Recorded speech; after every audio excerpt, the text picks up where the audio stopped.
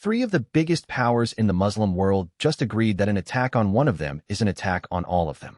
Saudi Arabia, Turkey, and Pakistan signed the Mecca Joint Defense Agreement on Friday, with Turkish President Erdogan, Saudi Crown Prince Mohammed bin Salman, and Pakistani Prime Minister Shehbaz Sharif all in the room.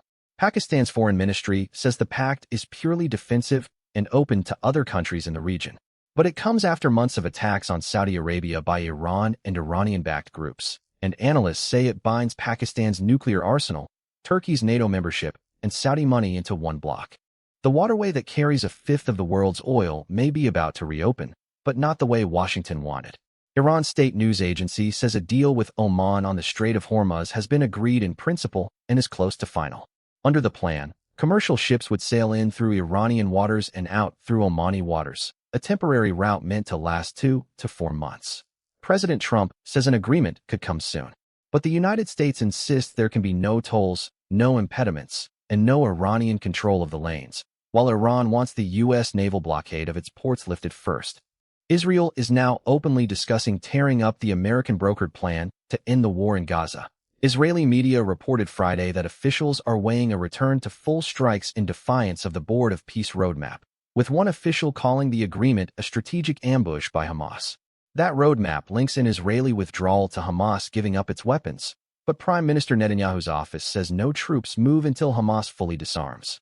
In the more than 300 days since the ceasefire began, Palestinian authorities count 1,254 people killed and over 4,000 wounded.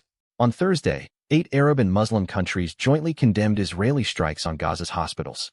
Ebola has reached displacement camps in the Democratic Republic of the Congo, and the World Health Organization says the official numbers are far from the whole picture. Health authorities have confirmed nearly 4,000 cases and more than 1,800 deaths since the outbreak was declared on May 15th, making it the second largest Ebola epidemic on record. The WHO says the real infection count is likely 3 to 4 times higher, because most cases have no traceable source. At least 5 of the 69 displacement camps in Ituri province have now reported cases. This strain is the Bundibugyo species, and a trial of the first vaccine against it began this month. The man who drove a car into a crowd of demonstrators in Munich will likely never walk free.